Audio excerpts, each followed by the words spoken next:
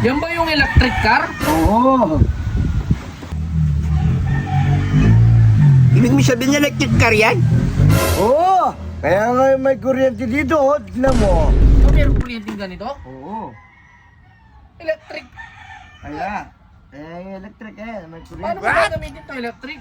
Oo. Isasaksak mo pa. Sasaksak ko. Edi paano to pag huminto doon? Saksak mo na naman. Oo.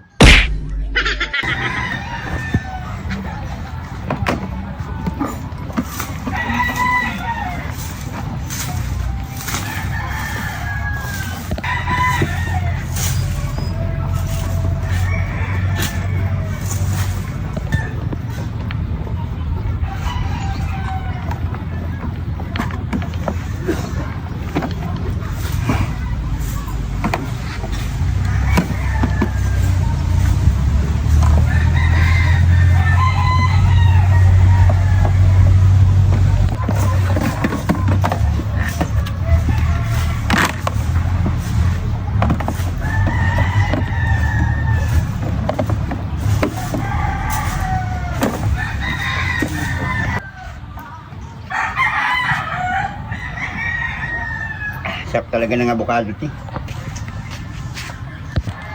Ba, may 4 wheels ka na, big time ka na. Saan mo nabili yan? Nabibili ko sa surplus. Ba, surplus mo nabili yan? Ayos ah.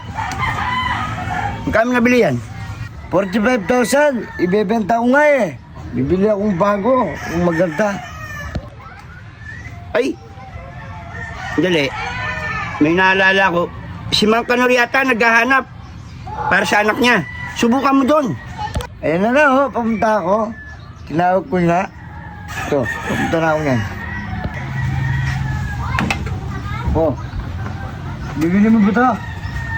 Ah, yan ba yung sinasabi mo? Oo. Luma na pala, surplus lang ata yan eh. Oo, surplus to. Pwede pa to. Oh, alam mo.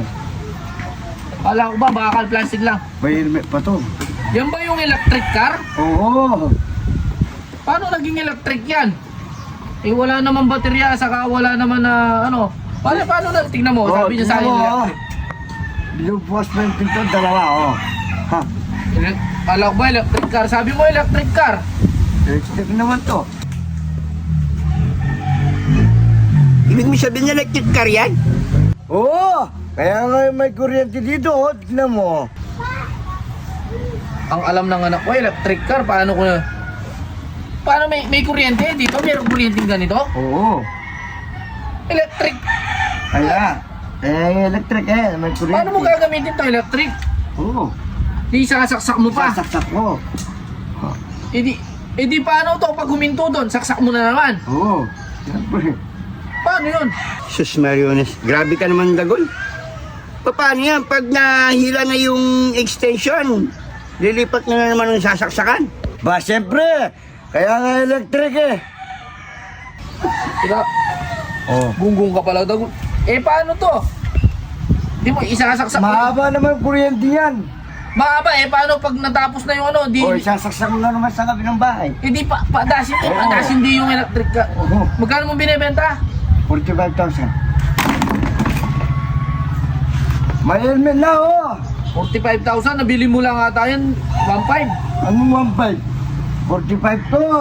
Electric. Ano electric? Pag isasaksak mo yan, isaksak mo, tas Oo, umaandar. o pag madar, edi pag na ano na, wala na, tapos na. Oo, saksak na naman. Oh. Mahaba ang kuryente niyan.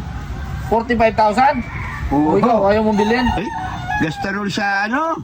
Ano? Kuryente yan. Pag sasaksak eh, paano kung yung pinunta mong bahay, hindi mo kakilala? O edi, Pasasaksak ba yan? Siyempre, nangihingi ng bayad yun. Ginamit mo yung kuryente nila. wapin. May helmet naman. Eh, anong silbi ng helmet? Tignan mo yung gulong, lowered. Lowered niya eh. Oh. Oh, maganda to. Alam nyo, iba ang relasyon na to. Modelo na to. Tingnan mo ang gulong, oh. Ito, maliit. Sus. Yun, malaki. Oro. Tingnan mo na nga man yung gulong mo. Ang liit-liit. Paano nagkasya dyan yan? Ay. Ang hirap naman na... Ano? Bibilin mo? Taray ko, para ako nagsayang ng pera dyan. Bilhin nyo na, 45,000. O, bigyan na lang kita 100, kukunin namin yan. Yun, sandaan. No. Pwede yan. 2,000 na lang. Dalawa na kayo, wag na, tara. Alaman mo pa lang. Bibilin namin yan. Alam mo kayong dalawa, umalas kayo dito, wala kayong silbi. Alis na raw. Baka mahal-mahal mo ng ano mo. Ay, yung motor, Gasto lang ng kuryente. hinakaw mo lang yata yan. Ano nila? Di man naglalakad. 45,000. 45,000. Natitak ng ganyan na ano, 45,000. Umalas ko yan, umalas kayo dyan. Tulak mo nga. Di man umaandar ata, Di man naandar. Siyempre hindi man nasaksak. Pag nasaksak, Sige nga, saksak mo pa. umandar nga.